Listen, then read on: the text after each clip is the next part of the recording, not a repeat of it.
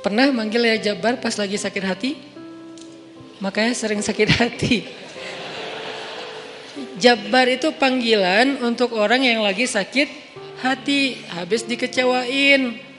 Dikecewain oleh apa? Banyak lah, tergantung circle kehidupan kita ya.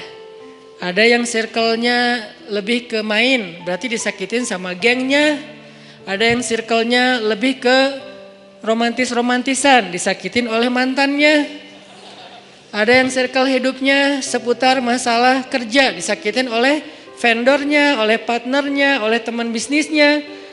Soal circle family life kita disakiti oleh keluarga, anak, orang tua, pasangan, dan seterusnya gitu kan. Yang jelas ketika kita merasa disakitin, ketika kita merasa kayak dikecewain, panggillah Allah. Sebelum kita memanggil netizen. Kan kita suka manggil netizen dulu ya.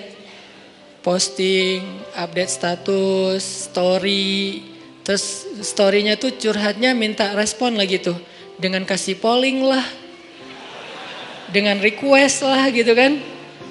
Baiknya gue putusin atau enggak ya, request gitu. Semuanya putusin terus dia bingung. Gimana ya. Nah sebelum kita istisyarah kepada netizen. Karena netizen itu istisyarah. Bukan istifta, bukan istikharah. Yang paling tinggi itu kan derajatnya dari 3 level. Meminta pendapat, nomor 1 tuh istikharah, minta pendapat Allah. Kedua, istifta, minta pendapat ulama, orang yang berilmu. Ketiga, istisyarah, minta pendapat orang yang lebih bijak dan berpengalaman. Termasuk kepada teman kita atau followers kita atau geng kita, itu istisyarah. Sebelum kita istisyarah netizen, ya ayyuhal netizen, sebelum kita pakai kalimat itu, atau ya ustaz, bahkan sebelum ustaz, ya kiai, ya syekh, maka ya Allah. Panggil Allah Subhanahu wa ta'ala. Manggilnya gimana Ustadz? Salah satunya selain kata Allah pastinya, karena itu kalimat yang paling mulia, kita juga bisa manggil tematik. Ya Jabbar. Ya Jabbar itu bisa 2. Sebetulnya 3 maknanya Jabbar, tapi yang lebih common tuh 2. 1, dipanggil untuk masalah-masalah yang sifatnya bukan hanya besar, tapi kayak kekuatan. Ya Jabbar, ya Qahar. Arti Jabbar dalam konteks itu yang perkasa, yang memaksa, ya Qahar, yang menaklukkan.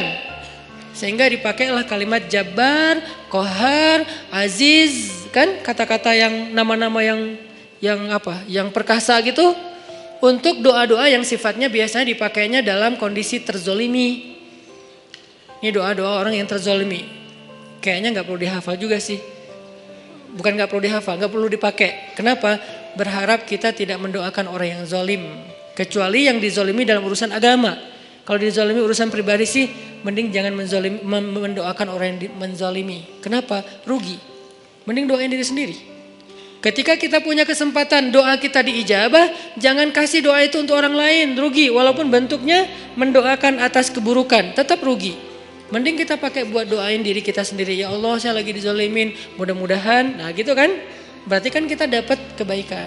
Ya Jabbar, itu panggilan orang yang sedang sakit hati. Jadi 1 artinya untuk orang yang lagi dizolimi, 1 lagi untuk orang yang lagi hatinya kayak sedih, kayak disakitin. Gak sebesar zolim sih, cuman ya lumayan lah, bikin gak bisa tidur, bikin tumbuh jerawat gara-gara itu gitu kan ya, karena stres.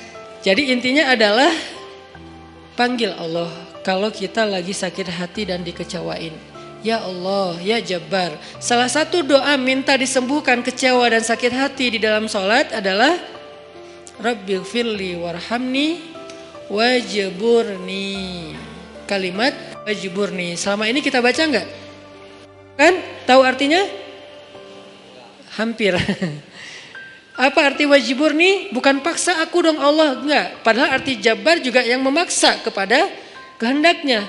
Tapi kalimat wajburni, makna Jabbar di sini makna yang ketiga di antara 3 makna Jabbar, yaitu yang mengobati sakit hati. Jadi ketika kita berdoa, Rabbighfirli, warhamni, wajburni, warfa'ni, warzukni, wahdini, wa'afini. Banyak banget ya. Luar biasa kita ya.